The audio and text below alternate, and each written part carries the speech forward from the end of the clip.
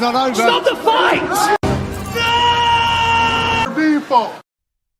Everybody, I come here for everybody. Kill everybody. I'm the champ. I'm the king. Kill everybody. Ah! Alright guys, this is Lane from Broke Bets. Welcome back. Just me on the cast today, so let's just get into this. Came off a nice winning card 2 weeks ago, whatever, with the week off, so good winning results there. Coming into this one, we got first fight, Andre Lima versus Mitch Raposo. Going Andre Lima. Raposo, former tough fighter, struggled, young guy as well, both these guys very young. But for the most part, Raposo, lack of, I think, just overall competition level, winning and looking good versus these lower level guys. I mean, his boxing, when I went back and watched when he was fighting Hadley, back to when he was in Tough, just to remind myself, it was very 1-2 heavy, being on the back foot. And he's kind of switched to like that Mexican boxing style quite a bit, which has actually worked pretty well for him. But Lima, I just like the whole kickboxing game a lot better. The kicks, the scramble ability to get to the feet, the elbows on the feet. I think that this brings more to the table in terms of Muay Thai, and a lot more dangerous in terms of finishing this fight. And Raposo, he's got wrestling in his back pocket. I've seen Lima do some good scrambling, though, and I actually do think if Raposo wrestles at a certain pace, he'll slow himself down, and Lima will just have more opportunities to take over in a fight like this. So I'm going to take Lima by decision. Again, touching him up. Something I do feel a little concerned about with Lima is just his full cardio, because if you go back and watch his Contender Series fight, it wasn't the highest pace, and he was a little bit breathing heavy, and then of course even in the biting match, he was I think a little bit fatigued even up until that bite happened. So I'm not saying he has bad cardio, but I think just even losing a little bit of wind takes some steam off his game. So in terms of the number and the odds, I'm not really sure how I feel about it right now. So I'm just gonna watch this line a little bit this week, and we'll see what happens. But yeah, first fight, Andre Lima by decision. For the next fight, we have Jocelyn Edwards versus Ailin Perez. Going with Perez. I do think Edwards probably the better mixed martial artist in terms of doing more. But it's one takedown and it's over typically for an Edwards fight. And she's been working on her offensive grappling more recently, Edwards, but too often in a couple of these fights, she just gets stuck on her back, and that's where the fight just ends right there. So Perez, her whole entire game is getting it to the ground. Wishy-washy fighter. Again, don't bet the fucking favorite in a fight like this. If you're going to take an odd, take, either one of them to really win by decision, because, Perez could get a finish. She does like to go for ground and pound for the most part. Going to decision. I mean, if you take Ashley Evans Smith to a decision, But Perez feels like she's the stronger girl, going to be able to control more on the ground. And Edwards, she's got the thick legs, big hips. That's what, for all these chick fighters, gets them stuck to the mat, at least what I can see. So I think she's going to get stuck to the mat a little bit. But Perez as well, I think she had a bad round 3 versus Pudilova. You could also see something like that here, where she puts too much pace down on Edwards early and then exposes herself to either get dominated round 3 or possibly even, I shouldn't say finished, Jocelyn Edwards people. So, staying away from this one, but give me Perez by decision. Perez by decision. Okay, for the next fight, we have Mickey Gall versus Basil Hafez. Gotta go with Hafez here. I mean, Mickey Gall, he just got thrown on this card, right? Because he's a New Jersey guy. So, questionable. I'm kind of curious what he's still doing around the UFC. He has somewhat of a name just because he's beaten some people. I think he also gets a worse reputation than the fighter he actually is. I think he's okay, but not, obviously that record doesn't indicate anything special, and 3 of those wins are not very great wins. But overall, I just feel like Hafez has a different strength he can bring to this fight. So if it does go to the ground, he'll be safe in top control. And on the feet, Gall's not super intimidating. I feel like Hafez can also have the power advantage and a slight striking advantage there, although he looks sometimes a little slow. But Mickey Gall, again, like, the gaps in fights, that's just such a big thing. 2 years from the Mike Malott fight. And then just inconsistencies through that span. And then, surprisingly, you know, I think he's actually had a pretty decent chin. You know, getting knocked out by Malott's not too crazy. But over the time, I think he's actually had a decent chin. I'd be curious to see how it holds up in a fight like this, where he's had a ton of time off, still somewhat reasonably aged dude, and Hafez is going to be hungry to try to get a finish in this one. Personally, I don't fully really trust Hafez. I think he could use grappling and more skill set to make it the whole way, but I think people might read into that JDM fight a little bit too much when, if you look back on it, like, Maddalena, like, just kind of threw up way too many guillotines, which gave Hafez so many opportunities to stay in the fight. So, need to see a little bit more. Again, this guy has an 8-4 record. He's still obviously good. I think he's a pretty good fighter, but hands don't look super fast. Kind of a brute strength guy, prone to, you know, slowing down with the extra muscle. So, yeah, give me Hafez by decision. I think they touch and move and get it to the ground, and Hafez gets some top control. So, Hafez by decision. Okay, for the next fight, we have Niko Price versus Alex Morono. Going with Alex Morono because Niko Price is just not there anymore, folks. I mean, if you just look at the evolution of MMA, right? Like, Niko Price, you take him in, like, 2010 or the 2000s, and this dude would be, like, a very good fighter because he is just willing to, like, take the punishment and work through it. But in this era, man, you gotta have some defense to your face. Price just doesn't have that. He's taking so much damage in his career. And Morono, while he's just so on and off in performances, like, even in the Court McGee fight, just very questionable at points, but God, he should really win this as a favorite. I have a hard time seeing him lose this one. If you hear me, you know, the way I see this, I'm like, fuck, should I play Morono as a parlay? I don't know. I'm still considering what I want to do with this. But Morono's right hand is a little bit more money, and he hit Court McGee with that quite a few times, just right down the barrel. Niko Price just... again, taking the damage, getting knocked out by Robbie Lawler in like 12 seconds. Phil Rowe, where I feel like Rowe probably could have knocked him out a couple times in that fight. Yeah, just not much defense. He has some ground game, but I actually have the prediction for this one is a submission. I do feel like he's going to get clipped by that right hand. The head will dip down.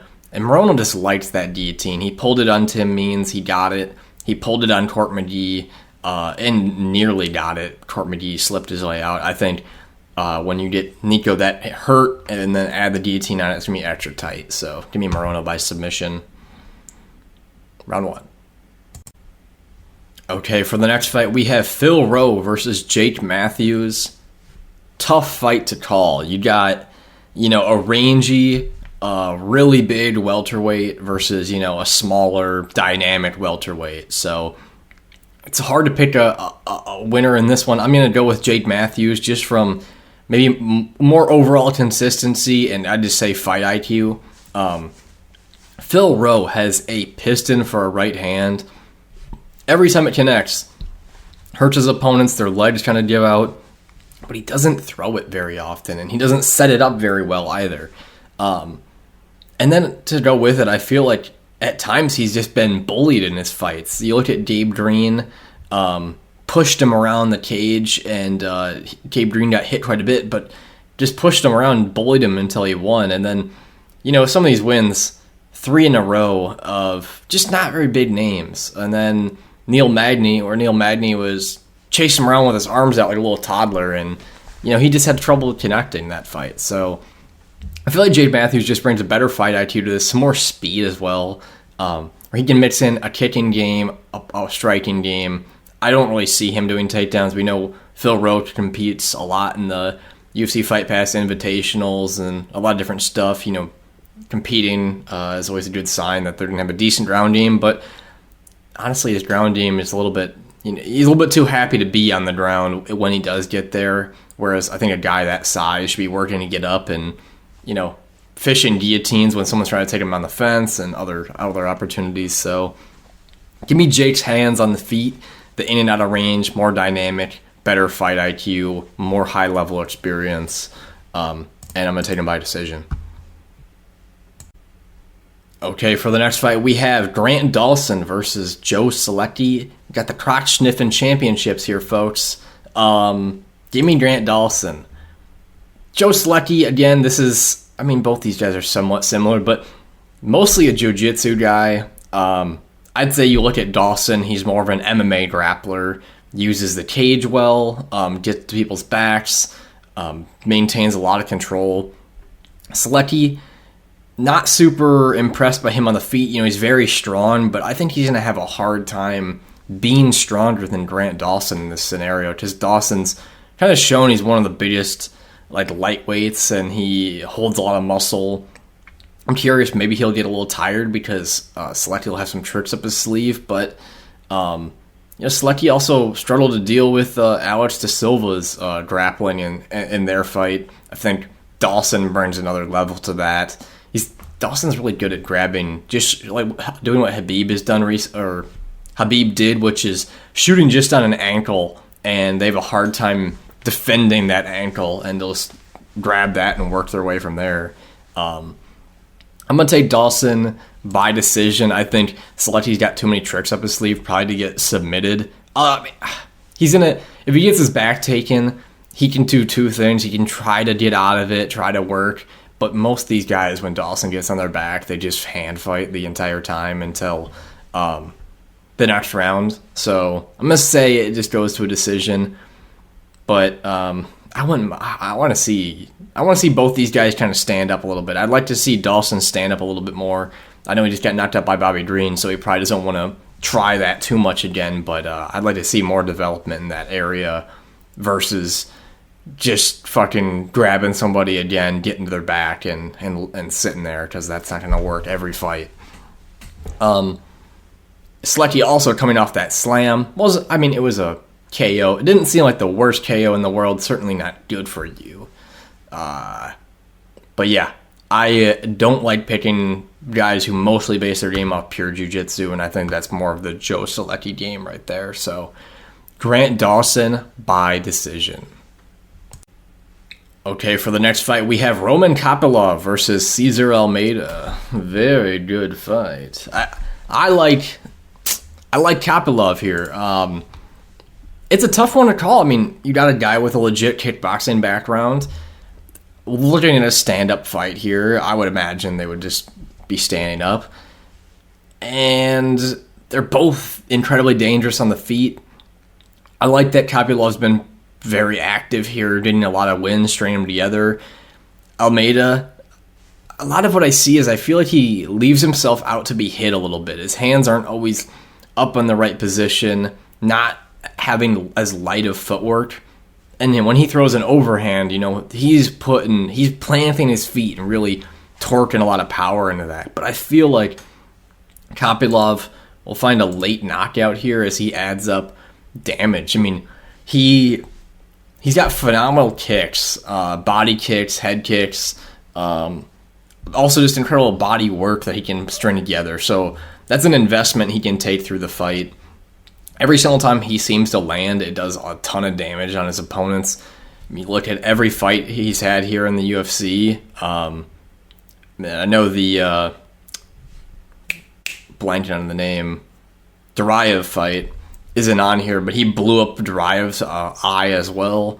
He fucked up a bunch of these guys in a row, but obviously Almeida, more credentialed in the kickboxing realm, but however you come over to this game, I think it's going to be maybe a little bit different. I think the style might not translate quite as well, but we haven't seen Kopylov fully just outclassed on the feet yet, so I'm going to stick with him.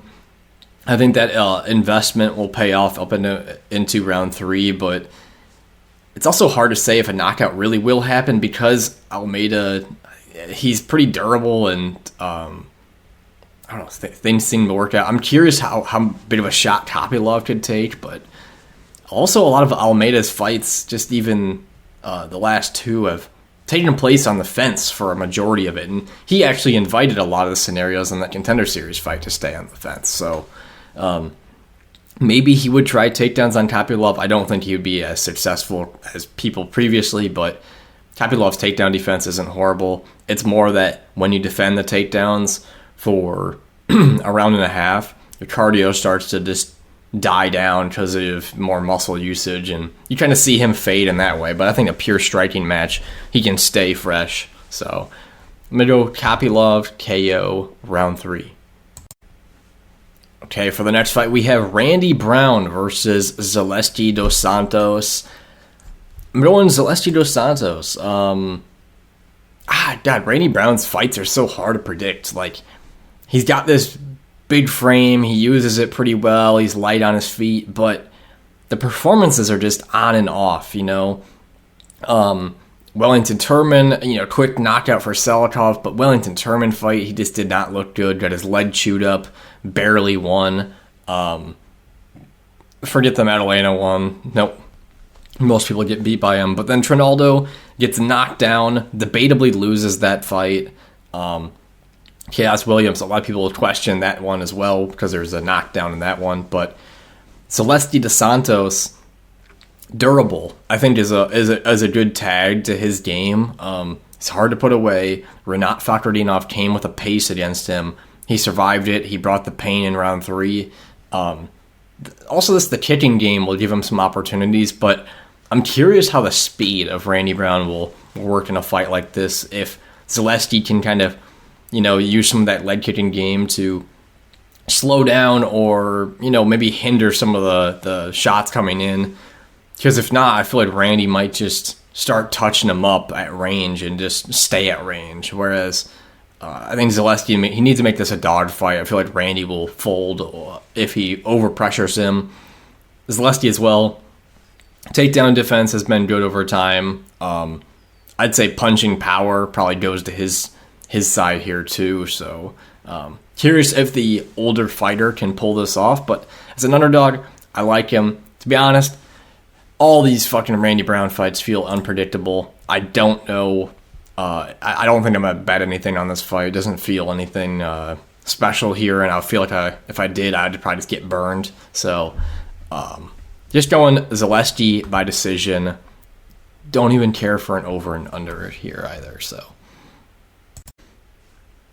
okay, for the next fight, we have Jailton Almeida versus Alexander Romanov.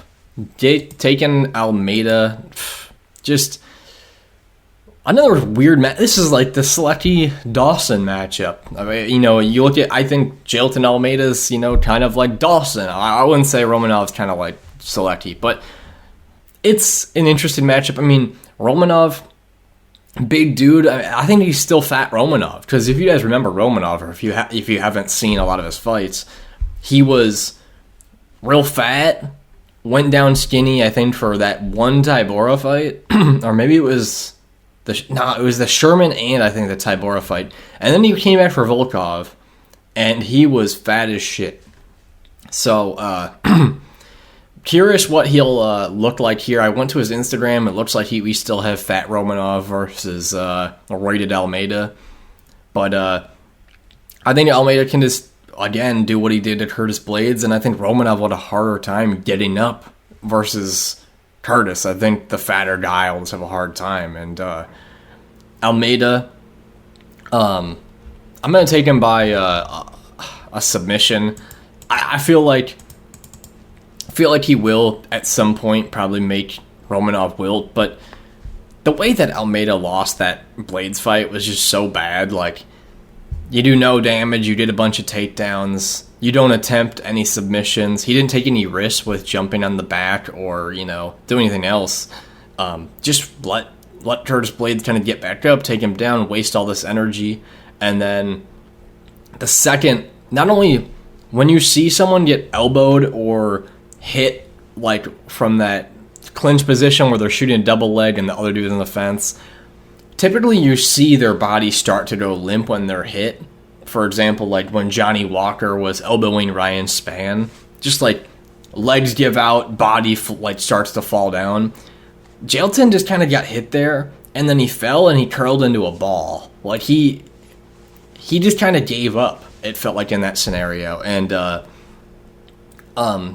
Romanov, he does have good ground and pound, doesn't really have a good stand-up game. It might be good enough to beat Almeida's if it stays on the feet. I kind of doubt it, though. But there's too many of these fucking fighters that only want to do one thing on the ground, and then it's only going to take you so far. So, curious if Almeida will ever switch up the game plan, but as we know, I think he's just going to take it to the ground, and it's going to be a little bit harder for Romanov to get up. So, yeah, give me Almeida, submission, round 2.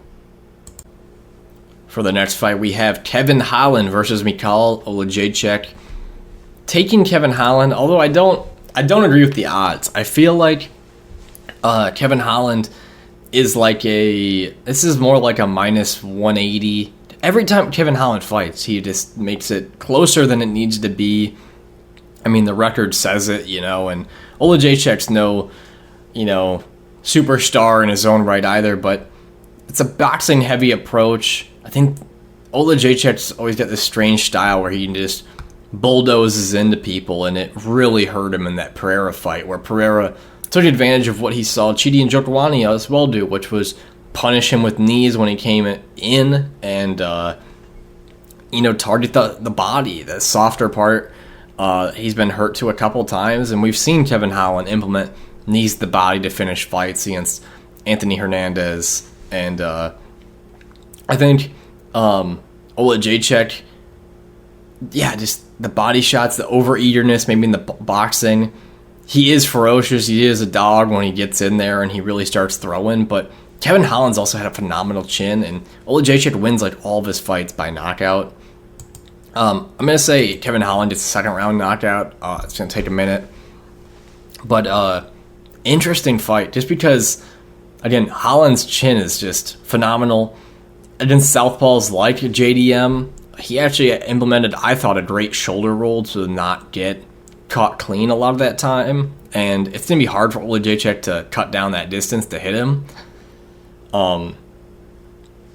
In terms of the ground game, we shouldn't really see it there, but Holland shouldn't be too take down. The kicks, I mean, Holland can at least try to use some kicks to keep range. Again, think about betting on Kevin Holland as a favorite, especially. I would highly advise you not to. It's just not worth the dollar in my eyes. So if I'm looking at this one, I think probably doesn't go the distance, although Holland seems to go the distance more than people expect.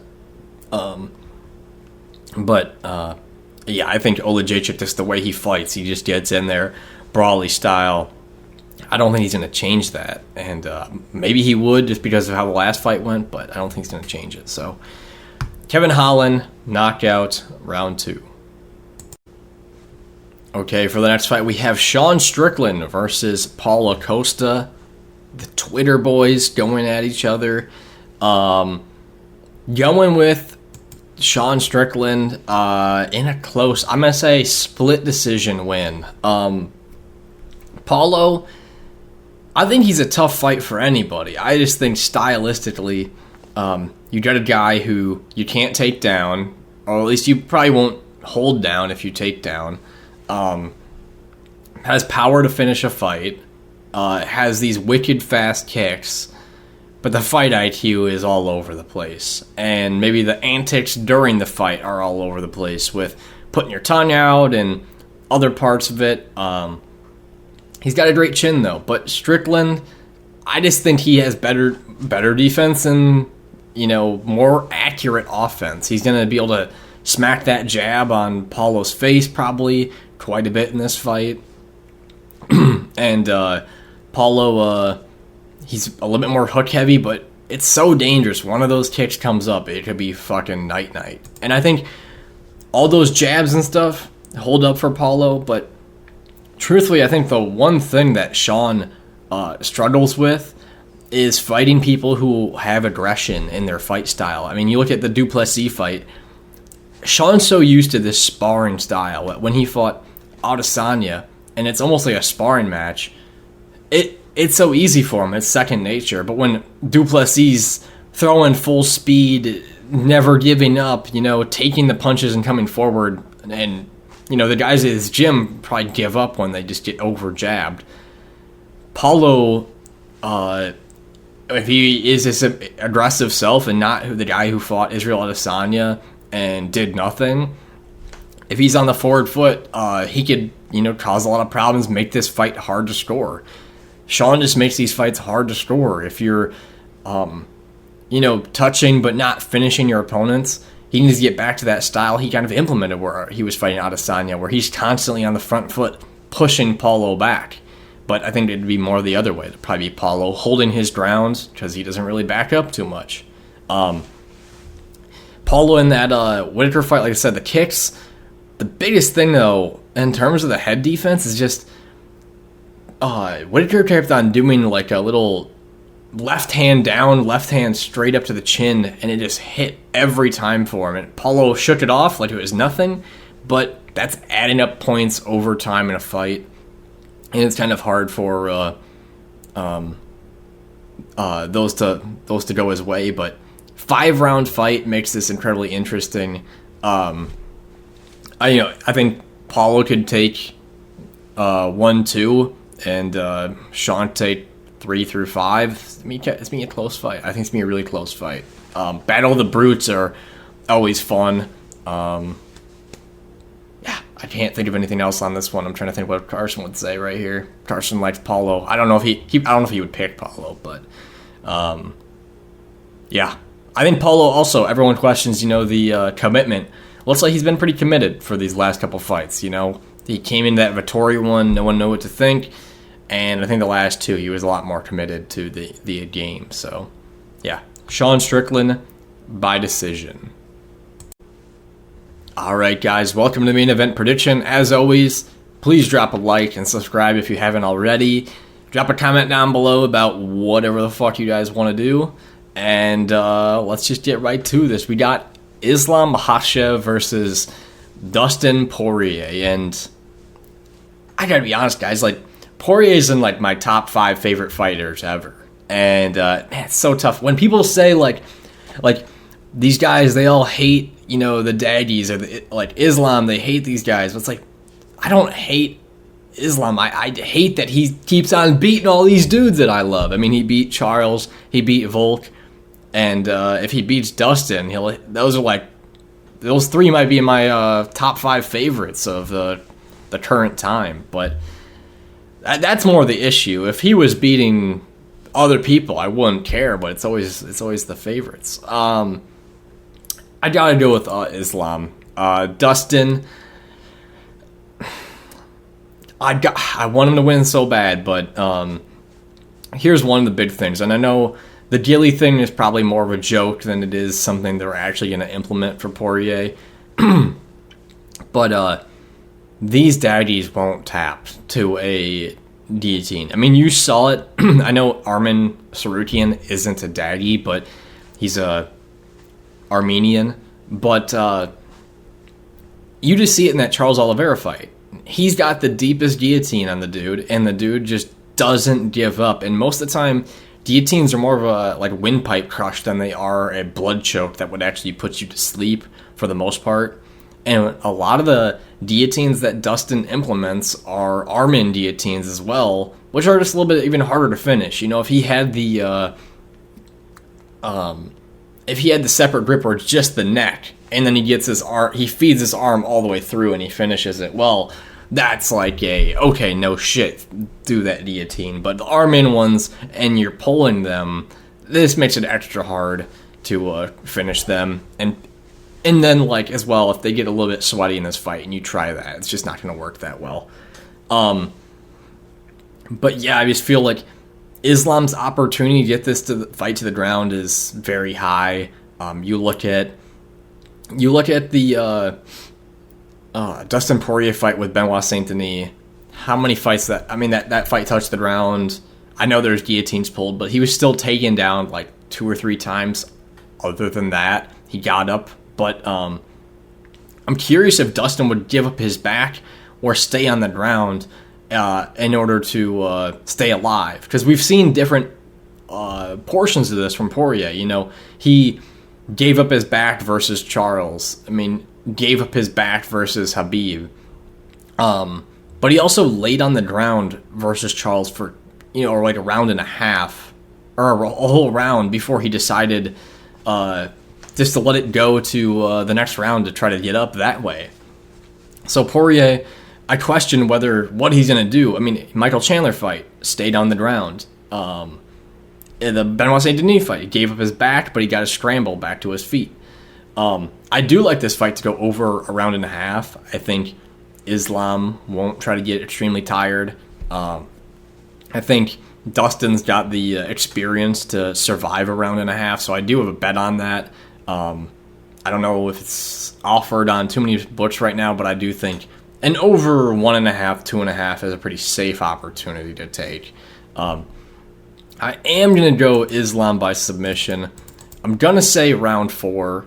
I think it's just going to be one of those things where Poirier, half the round, we're going to be on the feet. Second half the round on the ground. It's going to happen for the first 2 rounds. And then at one point, we get to round 4. He's going to need to actually try to get up in those last 2.5 minutes or whatever. And when he does, he's going to give up something that Islam can take advantage of. It's interesting, though, just with the way that Volkanovski fought Islam, you're like, man, can people do some stuff with this grappling? But then you go back and you watch the Bobby Green, the Dan Hooker fight. I know they're not ground experts per se. Even the Charles fight, and it's just like, Jesus, Islam can run right through people with his ground game. In terms of the boxing, Dustin should have obviously that big advantage, but Dustin as well, he's going to be thinking about that takedown so much that the boxing will probably be pretty hard to implement. These guys are both southpaws, so the lead leg kick could also be used by Dustin, and which we've seen more often. And but Islam's also doing a better job of using body/head kicks more often in his fights, whereas Dustin's really never been doing that. He's more of just a leg kicker and a boxer. I don't think they're going to trade in the way that would benefit Poirier, where it's a 5-strike combination, because Islam will just dive on the leg if he ever gets to that point, versus Benoit Saint Denis, who tried to stand up and have a little bit of an ego battle at the last second with Poirier. I gotta say, I just gotta speed up Dustin Poirier a little bit more, guys, because I love this dude. The finishing sequences that he can put together in fights, I don't know if there's a better fighter in UFC history of the 10-punch combination finish. He's never been the dude who has like crazy one-shot power.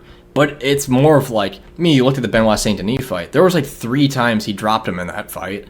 And just calm through the storm, and he smells blood in the water and he finds the finish. I always love that style.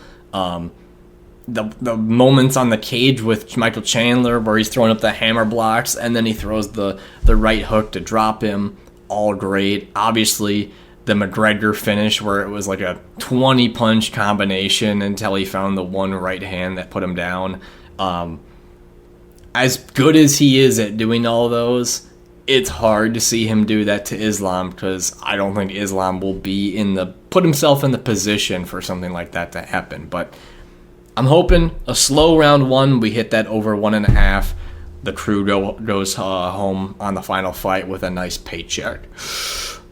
Anyway, guys, Tegim Makhachev, submission, round 4. All right, and to quickly talk about the bets, guys, that 2-card winning streak. We swept the Lewis versus Nascimento card, and then we came into Barbosa Murphy. Thought we were going to do better.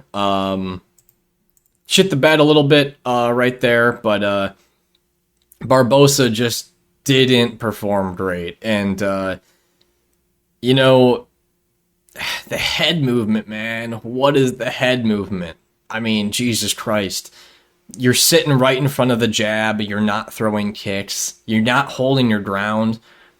I bet on Sadiq Yusuff when he fought Edson Barbosa. And what happened in the first round and a half of that fight is what I thought would be the reason why I would bet on Sadiq Yusuff to win. And it was about to happen, and then he stopped holding his ground, and Barbosa took over, or he stopped punching back. And then in this one, Murphy just hit the jab on him the entire fight. He didn't have to face much adversity. Barbosa had some decent kicks to the body, but overall just really bad from Barbosa. The up kick, was he out? Yes, because he didn't even know it happened, but what the fuck can we do about that? It's just the worst timing in the world. It also happened to be like that kick happened, and he fell right in between the legs, so it was hard to tell if he was out. So he got back to the stool, though, so I guess that works out for him. And he wasn't in a position where maybe he could take more shots. Hard to rationalize that one. I'm not a person that likes to complain too much about all that shit. Tom Nolan, Victor Martinez, under 1.5. Tom Nolan fights are just going to go under 1.5. Bet them. They will hit. It's like the Field of the Dreams. Make it and they will come. He just puts himself into a firefight. He gets dropped himself. Did a lot of investment on the body. I do think the next fight, though, he might even change it more just with being dropped. Even like in this one, he did not let his hands go like he did in his prior fight. So probably going to see maybe even a slower approach from him. So that under 1.5 might be a little bit scary the next time you try it. And then the parlay, Abu Ismagomedov, bigger and better grappler pretty much. And then Yanez finds that knockout blow. So easy money there. Again, went into that card knowing I could pretty much get 2 out of 3 and got the 2 out of 3. So one of that sweep, obviously. So. But stay tuned to that Patreon, guys, as always, and you can get some of those UFC 302 bets. And as always, peace.